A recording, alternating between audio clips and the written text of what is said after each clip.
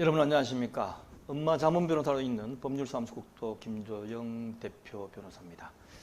제가 24년 동안 250여 개에 관련된 이제 자문 또는 소송을 했는데, 제가 이번 달에 엄마 추진위원회 자문 변호사가 되고 난 다음에, 그리고 그 이전부터 계속해서 지켜본 바에 의하면 굉장히 엄마 아파트 경우는 분쟁이 심한 경우 중에 하나입니다. 그래서 제가 얼마 동안 자문 변호사가 있을지는 모르겠지만, 이 분쟁에 대해서 어느 것이 진실인지 어느 것이 잘못됐는지를 판단해 줘야 되겠다는 생각이 들었습니다. 제가 지금 현재 집행부로 있는 분들도 제 편이 아니고, 지금 반대하는 분들도 제 편이 아닙니다. 제 편은 오로지 토지 등 소유자, 나중에 조합원들을 위해서 제대로 하는 집행부가 제 편이지, 제가 어느 누구를 편들기 위해서 이걸 하는 건 아니에요. 그래서 제가 자문 변호사 있는 기간 동안은 객관적으로 잘못된 것은 이건 이렇다, 아니면 이러이러기 때문에 이거는 뭐가 잘못됐다라는 것을 알려줘야 될 의무감을 강력히 느껴가지고, 제가 지금까지 24년 동안 한 것 중에 처음에 특정 그 추진이나 조합을 위해서 동영상을 제가 하고 있습니다. 그래서 많이 봐주시고 하시기 바랍니다.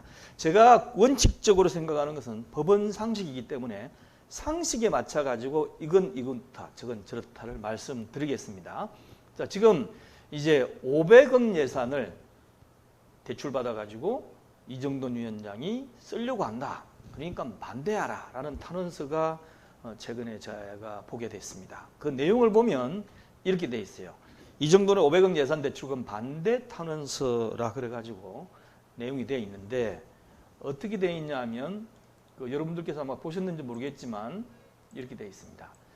이정돈 추진위원회는 그동안 사업비 사용 내역의 불법성은 논외로 하더라도 추진위원회, 그러니까 추진위원회 단계에서 100억 원을 이미 사용한 것을 넘어 약 10년 동안 100억을 사용했죠.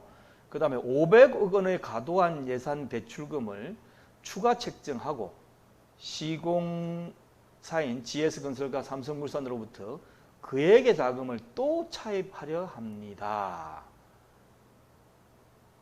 전 추진위원장 이정도는 이미 두 차례 주민총회 500억 예산 대출금 안건과 자금 차입 안건을 상정한 바 있으나 대다수 조정은 불참으로 강한 반대 의사를 표명하였고 결국 무산되었습니다.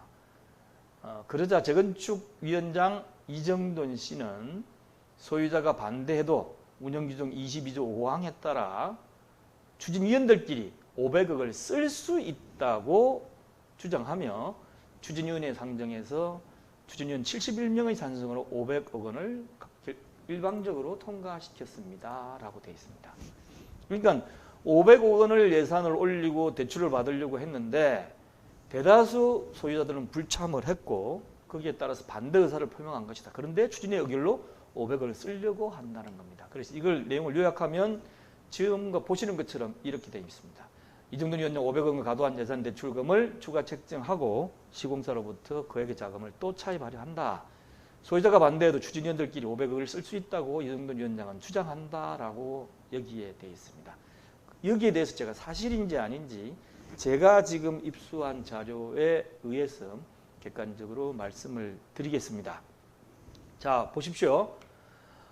주민총회가 두 번이 무산됐습니다. 코로나 등의 영향으로 참석자 수가 적어가지고 두 번이 유찰돼가지고 추진위원회에서 주민총회를 대신해서 결의할 수 있도록 돼 있어가지고 추진위원회에서 결의를 올렸어요. 그러니까 똑같이 주민총회, 여러분들께서 받으신 주민총회 책자에 있는 내용이 추진위원회에서 의결이 됐습니다.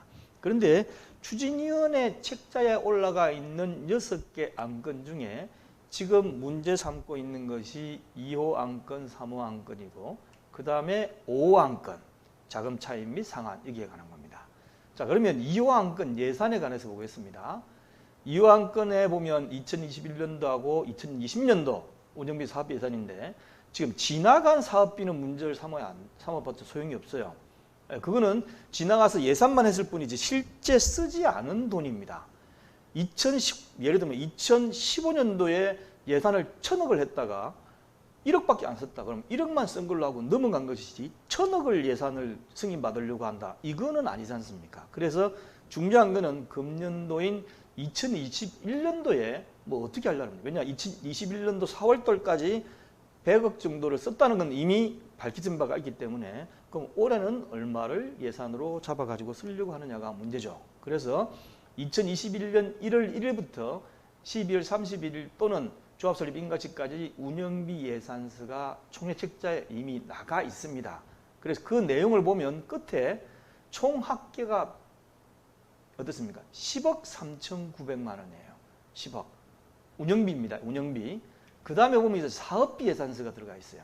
2021년 1월부터 마찬가지로 12월 31일까지 사업비 예산서가 들어가 있는데 이 사업비 예산서는 85억으로 되어 있습니다. 이것 또한 예산이지 실제 쓸지 안 쓸지 모르는 돈이에요.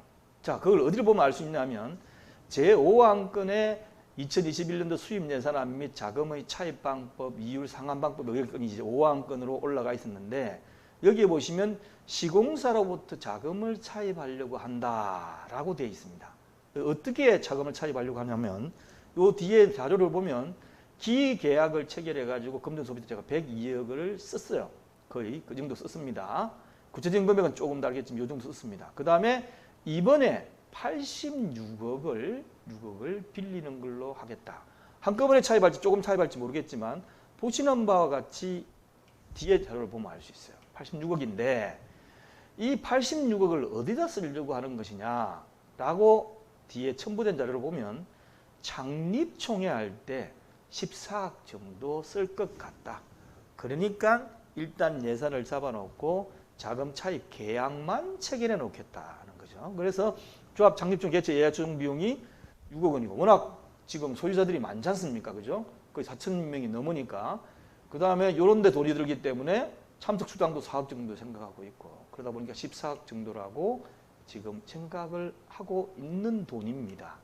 그리고 두 번째 협력업체 집행비용도 38억인데 정비사업 전문관리업자도 선정하게 되면 계약금 15% 정도가 줘야 되기 때문에 대략 볼 때 이 정도 될 것 같다. 그 다음에 설계업체가 해가지고 정비구역 지정 고시가 되면 이 정도 줘야 될 것 같다. 정비구역 지정이 완료가 되면 또 이 정도 줘야 될 것 같다 해가지고 38억을 예산을 잡아놓는 거죠. 그리고 주민총회를 나중에 개최를 하게 되면 약 2번 정도 개최를 할 것이 약 24억 정도 예상된다. 2번 개최할 때 8억. 참석 수당도 많습니다.